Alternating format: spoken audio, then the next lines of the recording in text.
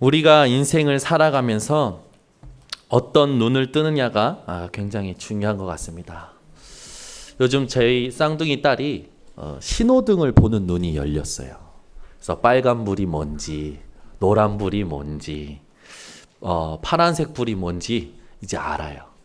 그래서 저는 늘 요즘 경찰관을 태우고 모시고 다닙니다. 제가요, 이렇게 운전을 할 때 약간 여러분 그런 타이밍 있지 않습니까? 지나가도 되는 타이밍. 딱 지나갑니다. 그러면 바로 경찰관이 옆에서 얘기해요. 아빠, 노란불인데 왜 지나가? 이제 신호를 보는 눈이 열리니까요. 우리 딸들이요, 운전을 할 때 저한테 코치도 해줘요. 아빠, 빨간불이야. 차 멈춰야 돼. 그렇지. 저한테 설명도 해줘요. 신호를 보는 눈이 열리니까요, 아이들이요, 저한테 신호를 보는 사인이 뭔지를 알려주더라고요. 이렇게 우리가 현장에서, 세상에서 살아갈 때 무언가를 보는 눈이 열린다는 게 굉장히 중요한 것 같습니다. 그런데 우리는 어떤 삶을 살고 있냐? 하나님을 믿는 신앙생활을 하고 있죠. 여러분들이 세상의 신호등 아니라 신앙생활의 신호등을 볼 수 있는 눈이 오늘 열리시기를 예수 그리스도 이름으로 축원합니다. 내가 언제 멈춰야 되며, 내가 언제 주의해야 되며, 내가 언제 가야 되는지, 믿음 안에서, 그리스도 예수 안에서 멈출 수 있고 집중할 수 있고 갈 수 있는 자들이 되시기를 예수 그리스도 이름으로 축원합니다. 제가 신호등을 늘 보지만 신호등을 누가 만들었을까 생각해 본 적이 없어요. 언제 만들어졌을까 생각해 본 적이 없어요. 그래서 조금 조사했더니 신호라는 거는 이미 고대 로마 시대 때부터 교통 질서가 있었더라고요. 근데 신호등이 세워진 건요, 1868년 영국에서였더라고요. 처음으로 세워진 게. 수동식 신호등. 경찰관이 늘 붙어가지고요, 껐다 켰다 해야 되는 신호등이에요. 근데 그게요, 7m 높이에 있는 큰 신호등이었는데 그게 어느 날 터진 거죠. 그래가지고 그걸 껐다 켰다 했던 경찰관이 크게 다친 거예요. 그 뒤로 신호등이요, 살짝 이제 들어간 거예요. 그런데 어느 날 미국에 19세기 후반에 들면서 자동차가 급격히 많아지니까요, 자동차, 마차, 자전거, 보행자가 서로 부딪히고 사고 나는 일이 빈번해지는 거예요.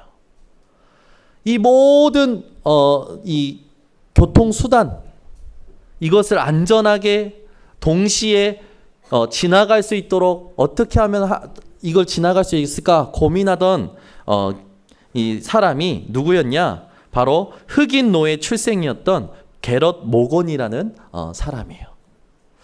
이 흑인 노예 출생이었던 게럿 모건이라는 아이가요, 어렸을 때 끔찍한 교통사고를 보게 된 거예요. 그리고 나서 이 고민 속에 이 사람이 어떤 걸 발명하냐? 자동전기 교통 신호등을 발명합니다. 그 뒤로 상용화되어서 지금 우리도 이렇게 편리하게 교통수단을 이용하고 질서 있게 움직이고 있죠. 얼마 전에는 우리나라에 갑자기 많아졌어요. 뭐가 많아졌냐면 모래시계 신호등이라고 들어본 적 있으십니까? 초등학생이요, 도대체 신호가 얼마나 남아있는지 궁금하니까 신호등 옆에 모래시계를 붙여서요, 신호등이 얼마나 신호의 기간, 건널 수 있는 기간이 얼마나 남아있는지를 표시할 수 있는 아이디어를 낸 거예요. 이게 상용화돼서 지금 여러분들이 보고 있는 이 신호등, 여러분은 횡단보도에 이렇게 표시되어 있는 거잖아요. 카운트가 있거나 또 신호가 이렇게 파란색 불이 점점점 주는 게 우리나라 초등학생의 아이디어로 만들어졌다고 하더라고요. 이런 신호등 체계를 보면 우리가 우리 삶에 유용하고 안전하고 또 이익이 되는 것을 봅니다. 우리 인생에 가장 필요한 신호등은 뭐냐? 바로 신앙생활에 필요한 신호등이에요. 오늘 여러분이요, 다른 신호등보다도 하나님이 주시는 멈출 때 멈추고 집중할 때 집중하고 가야 할 때 갈 수 있는 신앙생활의 신호등이요, 보여지는 눈이 열리시기를 바랍니다. 과연 그렇다면 우리는 언제 멈춰야 됩니까? 이 세상 현장을 보면요, 창세기 3장 4절에서 5절의 세상 현장이에요. 내가 하나님이 되는 현장이죠. 하나님이 없는 개인주의예요. 개인주의는요, 여러분 나쁜 거 아니더라고요. 원뜻을 찾아보니까 남에게 피해를 주지 않고 내 것을 이렇게 정리하고 추스리는 게 개인주의더라고요. 그런데 여러분, 하나님 없는 개인주의는요, 굉장히 하나님과 반대되죠. 이 세상 현장이 어떤 현장이냐? 하나님 없는 개인주의 현장입니다. 그래서 하나님 없이요, 하나님과 관계없이요, 내 것, 내 소유, 내 생각, 내 방법, 내 모든 것을 지키려고 하는 세상이죠. 지키는 건 나쁜 건 아닙니다. 그러나 하나님과 상관없는 지킴은요, 오히려 재앙을 불러일으키죠. 창세기 6장 4절에서 5절의 말씀을 보면요, 네피림 시대가 나타납니다. 이 네피림 시대는 어떤 시대냐? 사람의 죄악이 가득한 시대고요, 사람의 마음으로 생각하는 모든 계획이 항상 악한 시대예요. 하나님 없는 이기주의죠. 남도 상관없어요. 그냥 내가 좋으면 좋은 거라. 그래서요, 남한테 피해를 줘도요, 다 내 방식대로 모든 걸 하는 거예요. 이번 주에 제가 이렇게 합숙 진행하고요, 교회에 와서 뉴스를 좀 쭉 보는데, 이번 주에도요, 많은 사건이 일어났더라고요.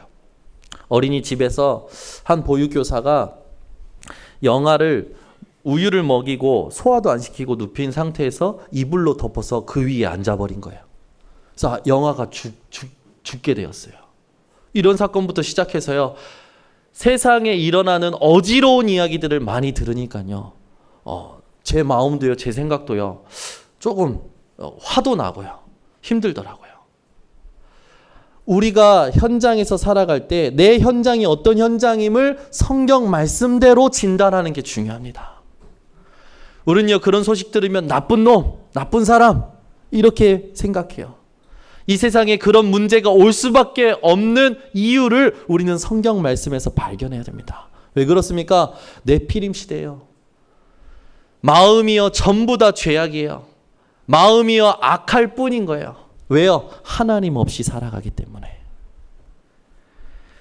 하나님 없는 이기주의, 우리가 보는 세상 현장입니다. 그런 현장에 여러분, 하나님 없는 개인주의와 이기주의를 보면서 분노하지 마시고요, 그 하나님 없이 개인주의와 이기주의에 빠질 수밖에 없는 이유가 성경 말씀을 통하여 여러분 발견되어지시기 바랍니다.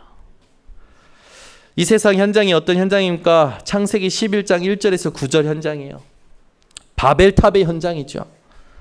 하나님 없는 집단주의, 우리 가정, 우리 교회, 우리 집단, 우리 회사, 여기에 꽉 사람들이요, 생각이 갇혀 있어요. 여러분이 하나님 없는 집단주의에 갇혀 계시지 마시고 하나님이 원하시는 생각이 회복되어지시기 바랍니다. 하나님은요, 모든 사람을 살리기를 원하셔요.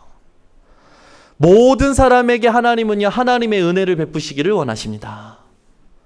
예수가 그리스도 되심을 듣고 구원받기를 원하시는 게 하나님의 마음이에요. 근데 우리는 자꾸만 우리 가정, 우리 교회, 우리 회사, 여기에 갇혀 있어요. 하나님 없는 개인주의, 하나님 없는 이기주의, 하나님 없는 집단주의를 오늘 완전히 버리시기 바랍니다. 이 여러분이 계신 현장이 그런 현장이라면 하나님을 만나도록 돕는 증인들이 되어주시기를 바랍니다. 언제 멈춰야 됩니까? 내가 하나님 없는 개인주의, 하나님 없는 이기주의, 하나님 없는 집단주의에 갇혀 있을 때 멈춰야 돼요. 내가 거기에 갇혀서 막 일을 하면요, 무슨 일이 일어납니까? 나는 잘 되는 것 같지만 누군가에게는 상처 주고 있거든요. 우리는 잘 되고 있는 것 같지만 누군가는 그것 때문에 상처받고 있거든요. 나, 개인, 우리가 아니라 여러분, 하나님을 통하여 모든 것을 살리시는 증인으로 부름받은 사실을 기억하시기 바랍니다. 하나님 없는 개인주의, 이기주의, 집단주의, 여기에서 여러분들이 벗어나서 정말 내가 하나님 앞에서 모든 것 살려내는 생각을 회복해야 될 줄 믿습니다. 그래서 우리가 언제 멈춰야 됩니까? 나도 모르게 하나님 없이 내 개인주의와 이기주의와 집단주의에 빠질 때 멈춰야 돼요. 우리가 일을 할 때 하나님과 상관없이 개인주의, 이기주의, 집단주의에 빠졌을 때 멈춰야 됩니다. 어떻게 멈춥니까? 여러분이요, 조용한 시간을 가지셔야 돼요. 누구 앞에서요? 하나님 앞에서요. 하나님 앞에서 나를 멈추고 하나님을 바라보는 예배를 회복하시기 바랍니다. 우리는요, 하나님 생각과 상관없이 내 생각과 내 계산을 가지고요, 막 일을 많이 해요. 반드시 한계가 찾아오겠죠. 한계가 왔을 때 싸워서 이기는 사람이 있는가 보면 한계에 무너지는 사람이 있어요.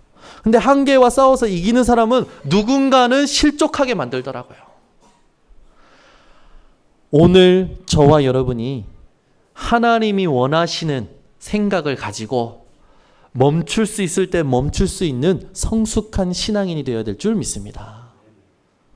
그래서요, 여러분이 삶을 살 때요, 내게 말씀이 없어, 내게 영적인 힘이 없어, 내가 인도받는 것 같지가 않아, 내 생각만 많고 다른 사람 보이지도 않고, 그럴 때 멈추고 혼자 하나님 앞에 예배드리시기를 예수 그리스도의 이름으로 축원합니다. 우리가 언제 멈춰야 되는지 확인이 되었다면 이제 우리가 무엇을 주의해야 되는가? 노란색 불은요, 주의하라는 사인이죠. 우리가 무엇을 주의해야 될까요? 주의라는 단어는 마음에 새겨두고 조심해야 돼요. 마음에 새겨두고 언제 조심해야 되고 무엇을 조심해야 됩니까? 여러분이 문제를 만날 때 조심하시기 바랍니다. 사건이 일어날 때 조심하시기 바랍니다.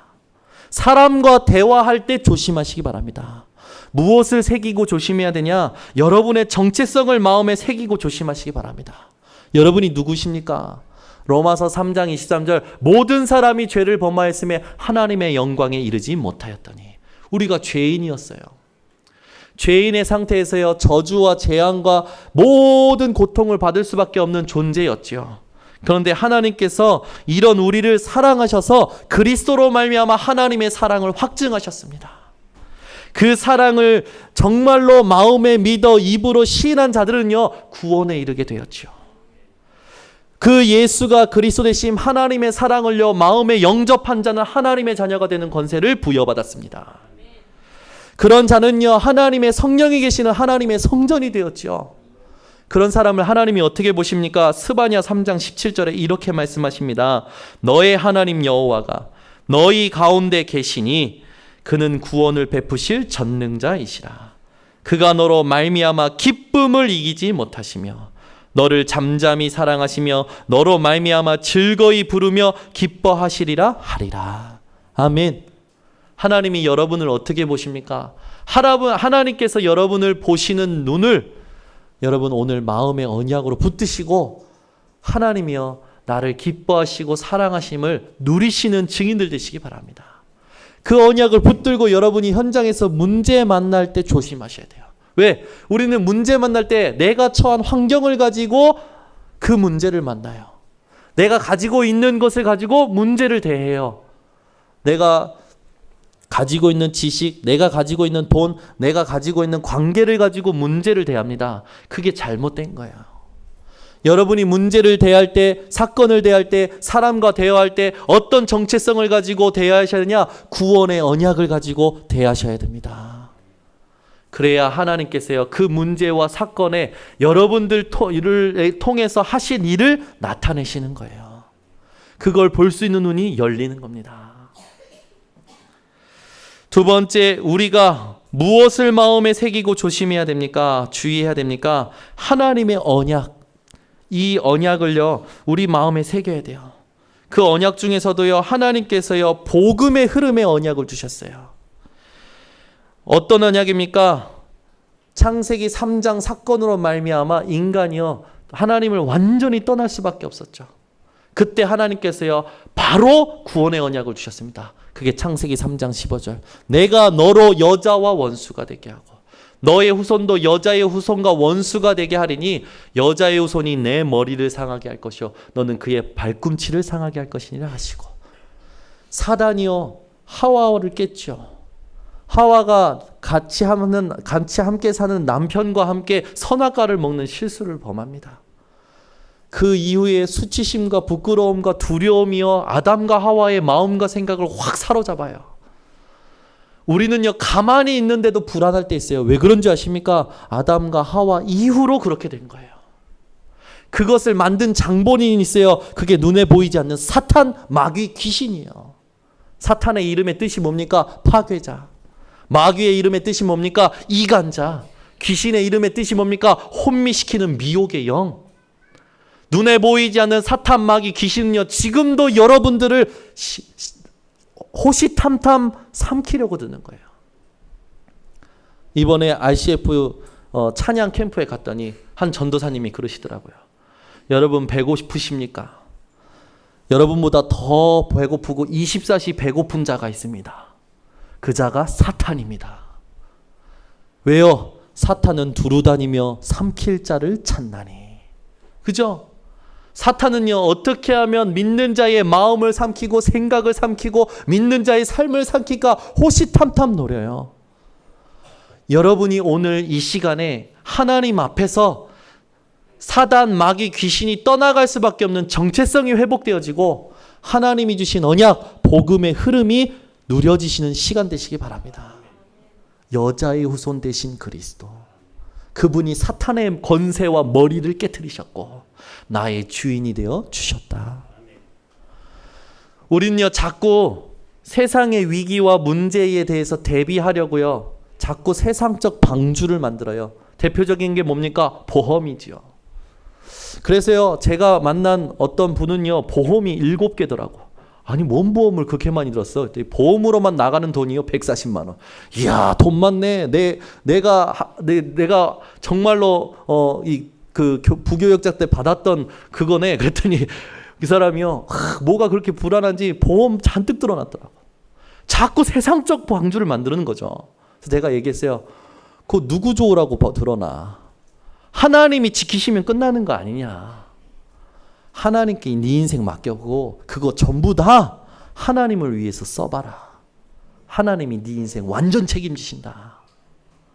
우리는요 자꾸 우리도 모르게 세상적 방주를 만들어요.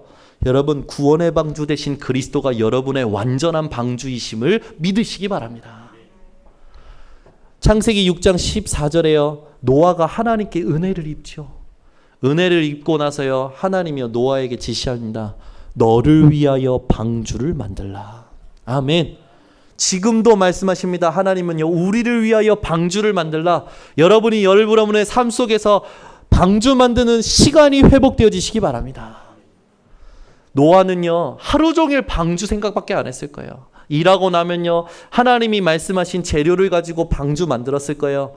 그 시간이요 노아에게는 가장 행복한 시간이었을 거예요. 왜? 언약을 성취하는 과정이기 때문에. 하나님이 우리를 부르신 구원의 언약을 성취하는 그 시간이 여러분 개인의 삶 속에서 날마다 회복되어지시기 바랍니다. 그 시간이 무엇으로 회복되어져야 되냐? 개인 예배로 회복되어지셔야 돼요.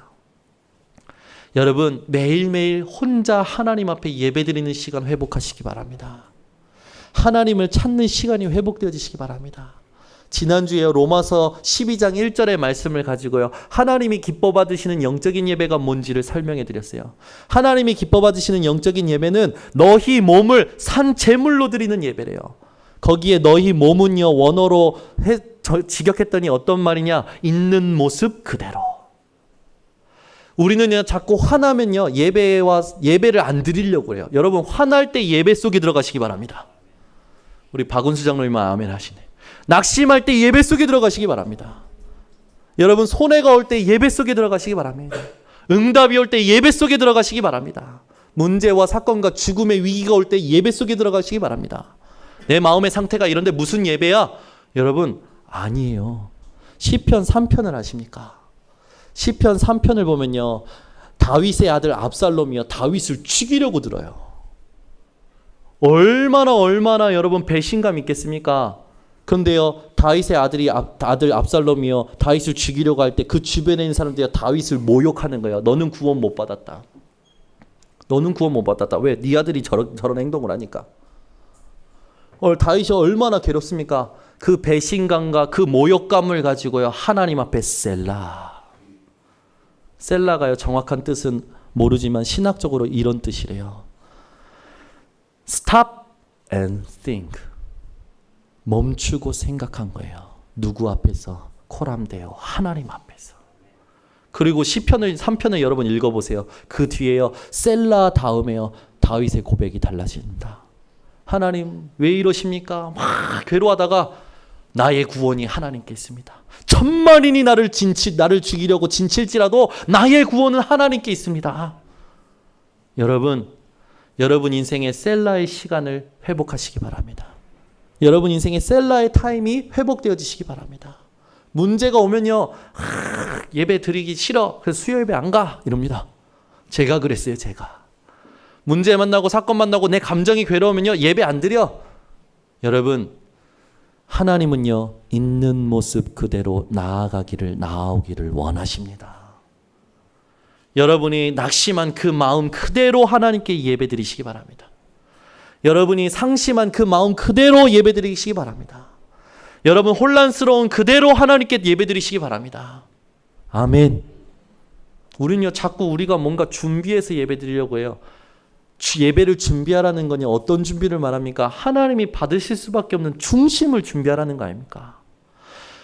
내 감정이 괴로워도요, 내 마음이, 내 생각이 복잡하더라도요, 하나님께 예배드리는 중심이 큰 우리 번성교회 성도들 되시기를 바랍니다.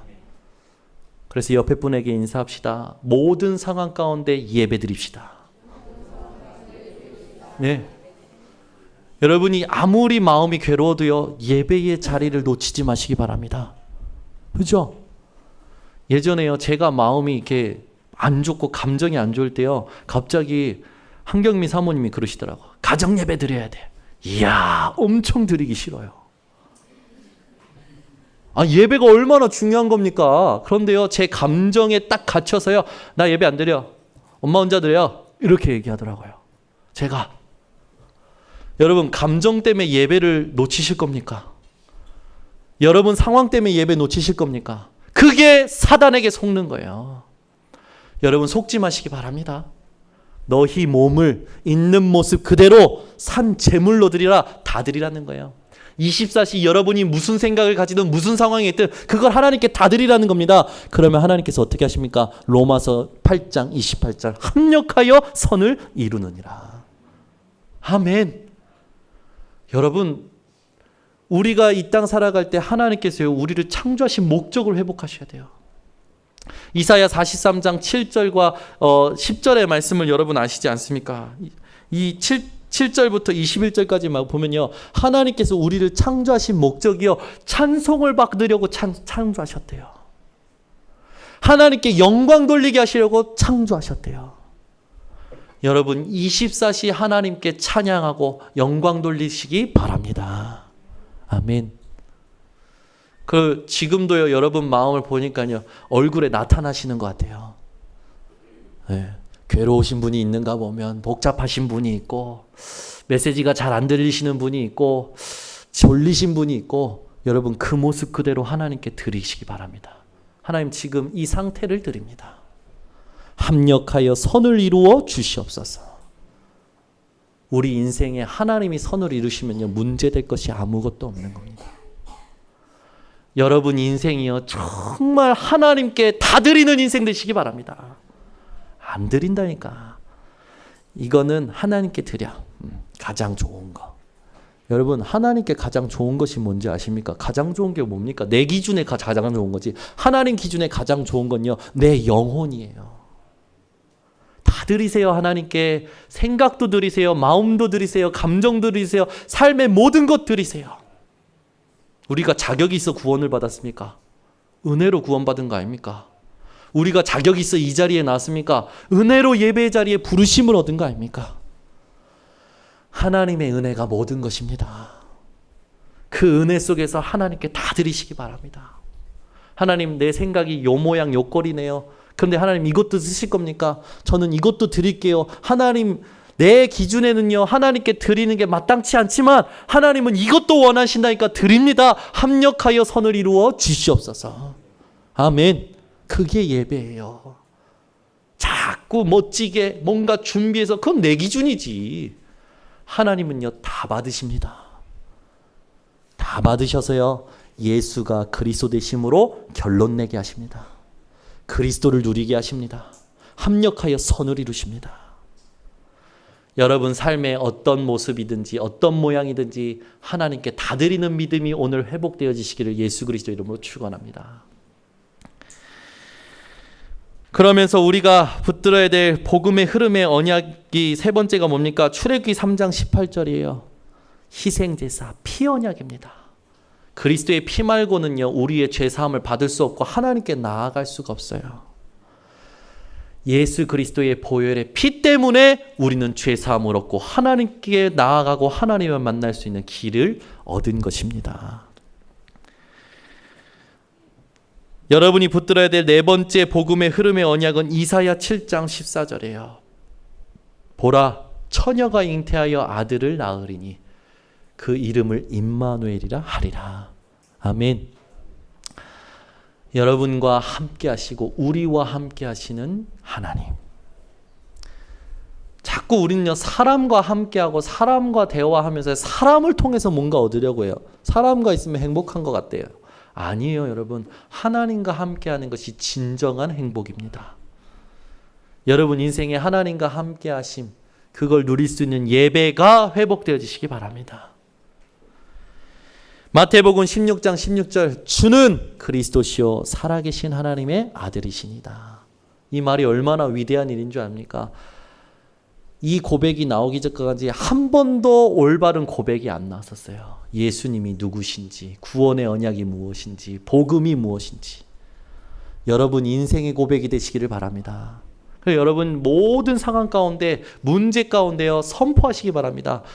이 문제의 주인은 그리스도시요 살아계신 하나님의 아들이십니다. 이 대화의 주인은 그리스도시요 살아계신 하나님의 아들이십니다. 내가 만나는 모든 것의 주인은 그리스도시요 살아계신 하나님의 아들이십니다. 그러시면 그렇게 고백할 때 하나님께서 하나님의 나라가 임재하게 하고 하나님이 다스리십니다. 근데 우리가 그 고백을 안 하잖아요. 내가 해결하려고 그래요. 내가 다스리려고 그래요. 내가 통제하려고 그래요.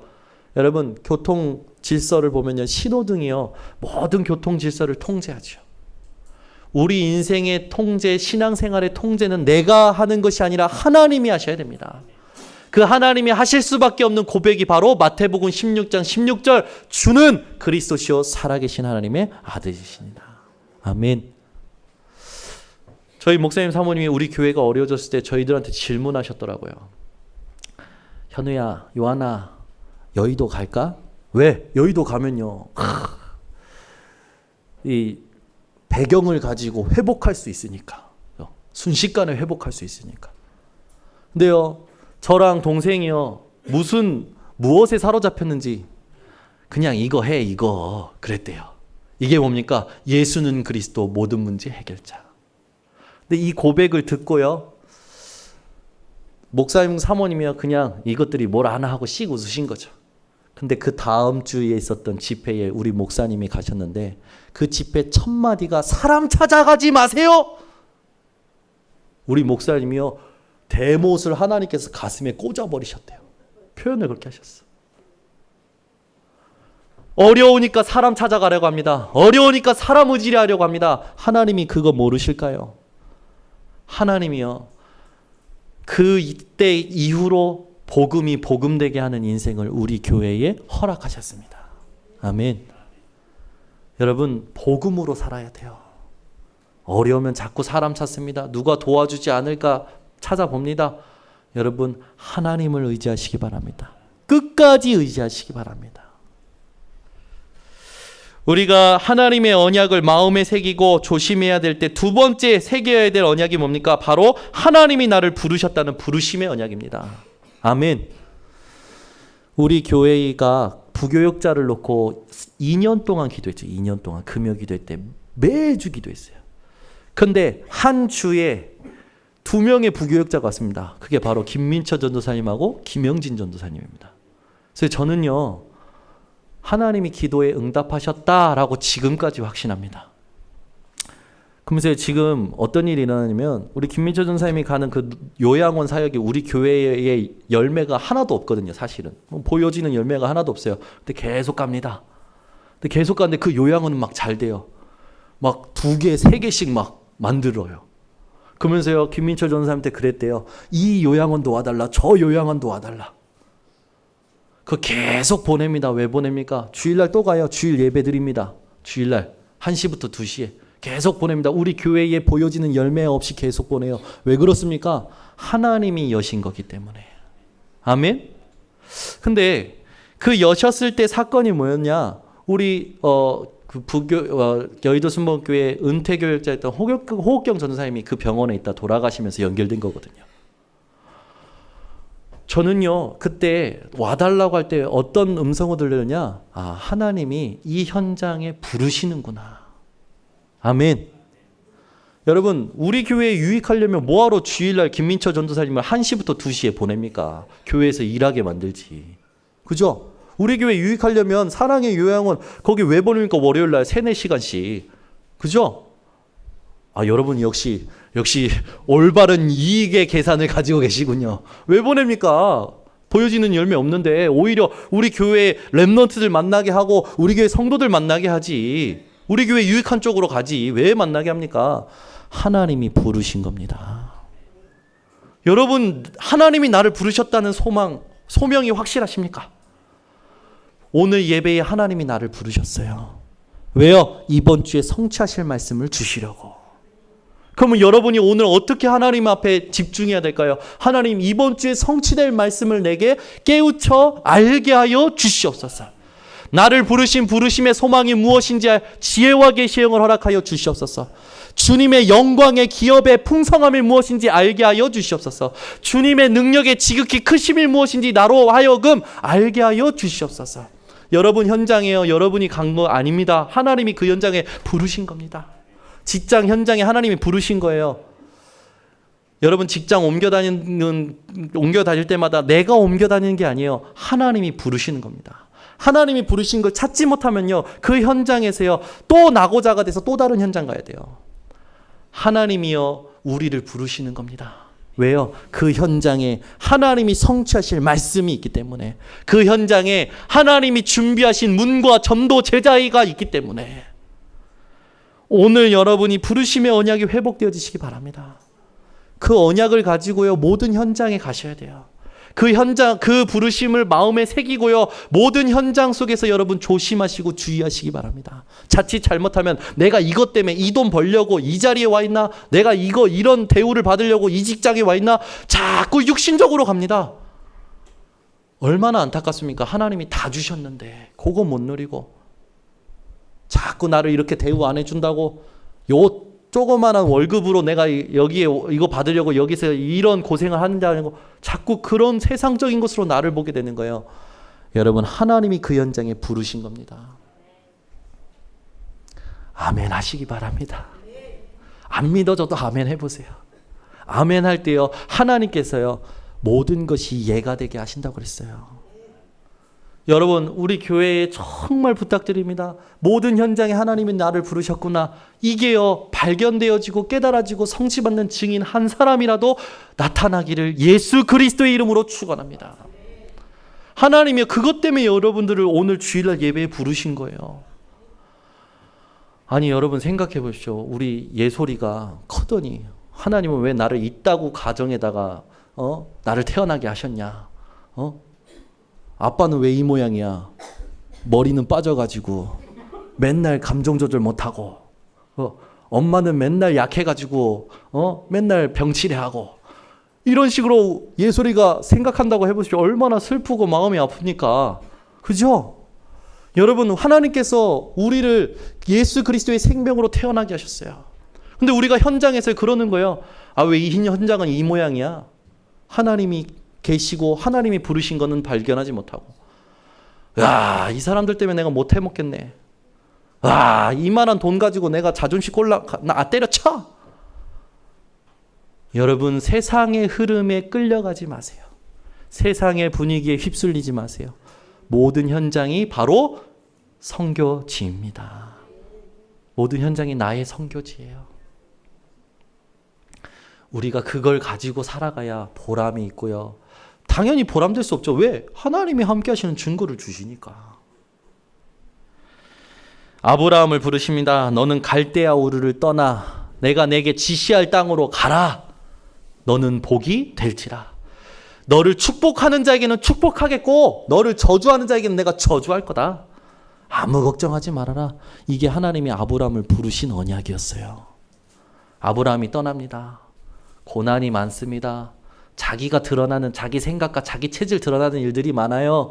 그런데 끝까지 갑니다. 언약 붙들고 끝까지 가요. 결국 아브라함은 모든 축복을 누립니다. 복의 근원의 축복을 얻었습니다. 하나님께서 여러분 부르셨습니다. 복의 근원으로 부르셨어요. 여호수아 1장 9절에 하나님께서요 여호수아를 부르십니다. 내가 내게 명령한 것이 아니냐? 내가 너를 부른 것 아니냐? 강하고 담대하라. 두려워하지 말며 놀라지 말라. 네가 어디로 가든지 내 하나님 여호와가 너와 함께 하느니라 하시니라. 아멘. 하나님이 모세를 부르십니다. 출애굽기 3장 15절 하나님이 또 모세에게 이르시되 너는 이스라엘 자손에게 이같이 이르기를 너희 조상의 하나님 여호와 곧 아브라함의 하나님 이삭의 하나님 야곱의 하나님께서 나를 너희에게 보내셨다 하라. 이는 나의 영원한 이름이요 대대로 기록할 나의 칭언이라. 하나님이 왜 부르셨습니까? 모세를 여호와의 이름 때문에, 하나님의 이름 때문에 부르신 거예요.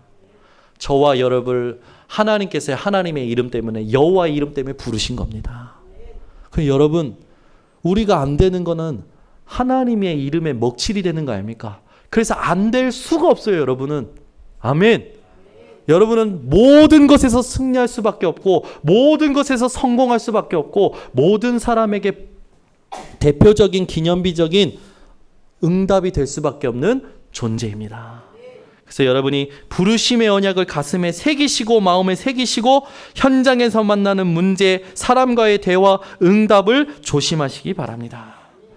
이사야 6장 13절 그 중에 10분의 1이 아직 남아있을지라도 그것도 황폐하게 될 것이나 밤나무와 상수리나무가 배임을 당하여도 그 그루터기는 남아있는 것 같이 거룩한 씨가 이 땅의 그루터기니라 하시니라. 아멘. 이 땅의 복음이 점점 희미해지고 없어져요. 변질되어져 가요. 예수는 그리스도 오직으로 말하는 것을요 막 편협적인 생각이다라고 주장하는 사람들이 많습니다. 여러분, 오직 예수 그리스도 말할 수밖에 없는 부르심 회복하시기 바랍니다. 무엇으로 부르셨다고요? 다 황폐하게 될 것이나 이 땅에 그루터기로 부르셨습니다. 오직 예수 그리스도 말할 증인으로 여러분들을 부르신 거예요. 그래서 여러분 교회 왔다 갔다 하는 무리 신앙 하지 마시고요. 제자의 신앙 하시기 바랍니다. 현장에 가면요 이런 사람들 많아요. 교회 거기 미치지 마. 이게 막 교회 다니는 건 좋은데 교회에 빠지지 마. 이런 말 하는 사람들 많아요. 뭘 못 본 겁니까? 하나님이 유일하신 하나님이심을, 하나님이 참 신이심을 못 본 거예요. 예수 그리스도가 아니면 안 되는 이유를 들어보지 못한 거예요. 여러분, 복음이 아니면 안 되는 이유에 눈이 열리시기를 예수 그리스도 이름으로 축원합니다. 이 땅의 신은 오직 유일한 하나님뿐임을 여러분 보고 누리는 신앙이 되시기를 바랍니다. 이게 안 되니까요 교회에 빠지지 마라. 다니는 건 좋은데 거기에 미치지 마라. 여러분, 진짜 하나님을 믿고 진짜 하나님이 함께 하심을 누리는 자는요 예수 그리스도에게 미칩니다. 미친 게 나쁜 미친 게 아니에요. 여러분, 우리 아이들이 공부에 미치기를 원하시죠? 독서에 미치기를 원하시죠? 그러면 막 세상에서 성공할 거니까. 아니요, 여러분. 우리의 마음이, 우리의 생각이 바울처럼 예수 그리스도 복음에 미쳐야 될 줄 믿습니다. 이거 말고는요 답이 없어요. 세상에 답이 없다니까요. 오늘 여러분 인생에 그리스도 말고는 답이 없음을 결론 내는 시간 되시기를 바랍니다. 사도행전 9장 15절에 예수님께서 바울을 부르셨을 때 하신 말씀입니다. 이 사람은 내 이름을 이방인과 임금들과 이스라엘 자손들에게 전하기 위하여 택한 나의 그릇이라. 아멘. 저와 여러분을 하나님께서 무슨 그릇으로 부르셨냐? 오직 예수 그리스도 하나님의 이름을 증거할 자로 부르신 겁니다. 여러분이 이 부르심의 언약 가지고 마음에 새기고 문제 만날 때, 사람 만날 때, 응답을 얻을 때 여러분 조심하시는 인생 되시기를 바랍니다. 세 번째, 어떤 언약을 마음에 새겨야 되냐? 예수님의 지상명령을 새기고 사시기 바랍니다. 마태복음 28장 16절에서 20절에 하늘과 땅의 권세를 내게 주셨으니 그러므로 너희는 가서 모든 족속으로 제자를 삼아. 아멘. 주님이 승천하시기 전에 주신 지상명령, 제자 삼으래요. 아멘. 십자가에서 다 이루시고 부활하셔서 마지막 제자들에게 말씀 주십니다. 그걸 마태가 기록했어요. 가서 제자 삼으라. 누구의 제자입니까? 그리스도의 절대 제자. 아멘. 막 설교, 이 설교 좋아, 저 설교 좋아, 설교에 반응해서 쫓아다니는 무리가 아니라 신유의 은사가 있어 신유의 은사에 미쳐서 쫓아다니는 인생이 아니라 예수는 그리스도 모든 문제 해결자 하나로 충분한 인생. 그 그리스도 언약 하나로 완전한 인생. 모든 것임을 고백하는 인생. 그 인생 살 자들이 현장에 있으니까 가라는 거예요. 여러분, 주님의 지상명령을 가슴에 마음에 새겨두고 현장에서 만나는 문제, 사람, 응답에 조심하시기 바랍니다. 마가복음 16장 15절에서 18절에 마가는 이렇게 썼죠. 예수님께서 온 천하를 두루다니며 만민에게 복음 전하러 갑니다. 믿고 세례를 받는 자는 구원 얻을 것이요 그렇지 않은 자는 심판을 받으리라고 했죠. 그러면서 말씀하십니다. 믿는 자들에게는 이런 표적이 따르리니 저희가 내 이름으로 귀신을 쫓아내며 새 방언을 말하며 뱀을 집으며 무슨 독을 받을지라도 해를 받지 아니하고 병든 자에게 손은즉 나으리라. 여러분이 주님의 지상명령 가지고 모든 만나는 문제를 치유하는 증인 되시기 바랍니다. 예수님의 지상명령입니다. 사도행전 1장 8절 오직 성령이 너희에게 임하시면 너희가 권능을 받고. 아멘. 사람들이 자꾸 세상의 능력을 받으려고 해요. 위에서 주시는 하나님의 능력을 받는 여러분 되시기 바랍니다. 받을 수밖에 없어요. 왜? 예수님께서 약속하신 거기 때문에. 그래서 여러분 피곤하시죠? 제가요 이번 주에 화장실에 앉아서 앞에 붙여진 성경 구절을 보는데 왜 이렇게 은혜가 되든지 거기에 여러분이 잘 아시는 오직 여호와를 앙망하는 자에게는 새 힘을 얻으리니 독수리가 날개친 같은 것이요. 근데 제가 그걸 보는데 그것보다 더 은혜되는 게 있어요. 그게 뭐냐면 예전에는 몰랐어요. 소년이라도 피곤하며 장정이라도 넘어지며 쓰러지되 이 말이 별로 가슴에 안 붙여왔거든요. 근데 애를 키우니까 소년이 뭔지를 알겠더라고요. 이야, 애들은 에너지 아이저예요. 지치질 않아요. 얘네들랑 놀려면 정말요 너무 힘들더라고요. 특히 우리 집에서는요 예린이가요 너무 힘이 좋아요.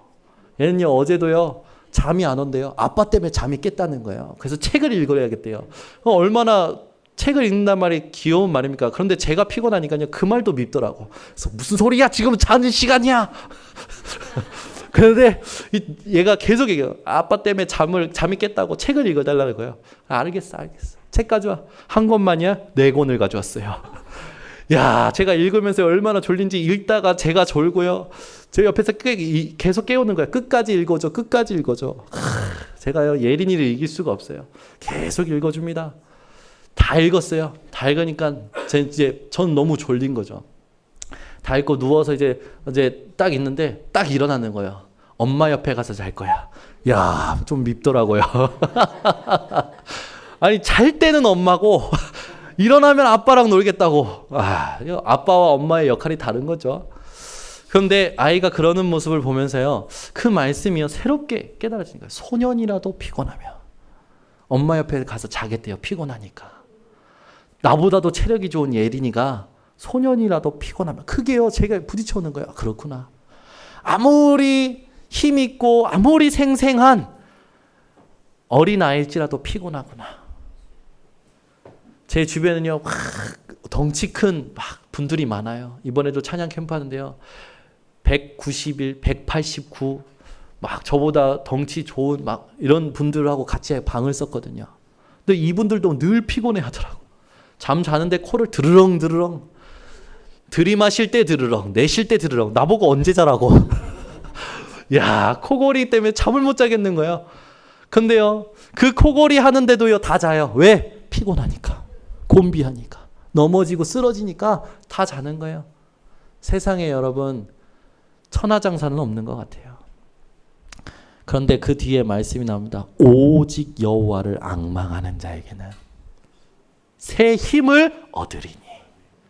여러분 힘드십니까? 피곤하십니까? 곤비하십니까? 넘어지고 쓰러지셨습니까? 오직 여호와를 앙망하는 예배 회복하시기 바랍니다. 예배 아니면 답이 없어요. 예배 아니면 답이 없어요. 그 예배를 통하여 하나님은 위에서 성령의 충만함을 주시고 땅끝까지 증인 되게 하시겠다고 약속하셨어요. 그래서 여러분이요, 마음에 이 언약을 새기면요, 하나님이요 모든 환경 속에서 되어지는 응답을 주시는 겁니다. 그렇다면 이제 우리는 초록불 어떻게 가야 할까요? 신앙생활에 초록불이 있는데 가야 되는 시간표예요. 가야 될 때는 못 가고 가지 말아야 할 때 가고 그러면 사고 나는 거 아닙니까? 신앙생활도 마찬가지입니다. 하나님이 가라 할 때 갈 수 있는 걸 볼 수 있는 사람이 되어야 돼요. 여러분 오늘 본문을 보면요, 본문 헤롯 왕과 또 헤로디아 또 세례 요한 그 딸의 이야기가 나옵니다. 세례 요한의 순교의 이야기가 나오죠. 근데 이 이야기를 자세히 보면요, 여러분 세상 현장이 어떤지 알게 돼요. 헤롯 왕은요, 완전 육신이었어요. 늘 잔치하는 거 좋아하죠.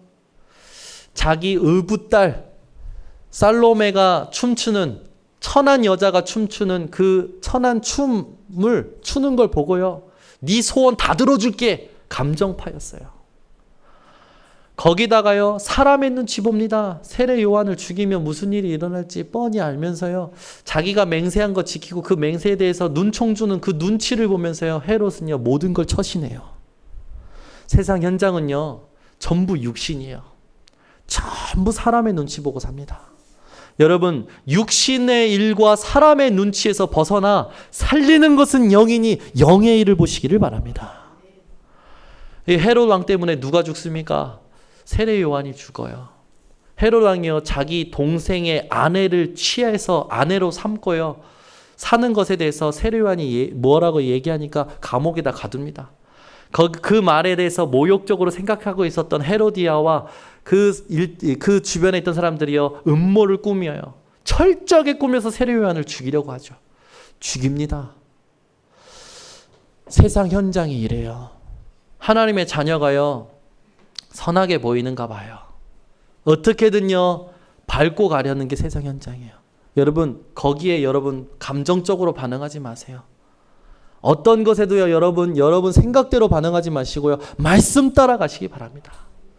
우리는요, 사는 것도 죽는 것도 유익한 존재예요. 왜? 그리스도 때문에. 우리 인생에 이런 일들이 많은데, 이런 일들보다 예수님이 마음을 가졌었던 그 마음을 가지고 현장에 가야 됩니다. 예수님은 언제 움직이셨냐? 수많은 병든 자, 복음이 아니면 안 되는 이유를 모르는 자가 보이면 가셨어요. 어떤 마음으로 가셨냐? 마태복음 14장 14절에 불쌍히 여기사라는 단어가 있어요. 이 불쌍히 여기사라는 게 무슨 뜻이냐? 내장, 심장의 아픔으로 갔다는 거예요. 내장과 심장의 아픔을 겪어보셨습니까? 심장의 아픔으로 현장에 가는 거예요. 누가요? 예수님께서요. 여러분이 가야 되는 사인이 있습니다. 하나님께서요, 긍휼히 여기시는 마음을 줄 때 가는 거예요. 아멘. 저에게는 그런 체험이 있었어요. 그런 체험 때문에요, 지금 한 사람은요 가정을 이루고 렘넌트 셋을 낳죠. 그죠? 또 한 친구는요 지금 목회의 길을 가고 있어요. 하나님이요 제게 긍휼한 마음을 주셔서 복음 전하게 하셨을 때 그 복음을 받은 자들은요 지금 다 응답받는 자리에 있어요. 우리가 언제 가야 됩니까? 하나님이요 예수님에게 주신 마음, 현장을 보고요 복음이 아니면 안 되는 이유를 내게 품게 하시고 보게 하실 때 가야 되는 겁니다. 아멘. 여러분 주변에요. 이 사람 기도해 줘야 되는데, 이 사람 같이 예배 드려 줘야 되는데, 이 사람 진짜 복음이 아니면 안 되는데, 그런 사람이 보이시면 가시기 바랍니다. 가서서 하나님을 바라보시고 예배 드려 주세요. 예수 그리스도가 아니면 안 되는 이유를 전달해 주세요. 하나님은 그런 자를 기뻐하시고 그런 자에게 모든 응답의 문을 여시는 줄 믿습니다. 누가복음 9장 1절에서 6절에는 이런 말씀이 있어요. 예수님께서 현장에 보내시는 제자들에게 이렇게 말씀하십니다. 우리 같이 찾아보겠습니다. 누가복음 9장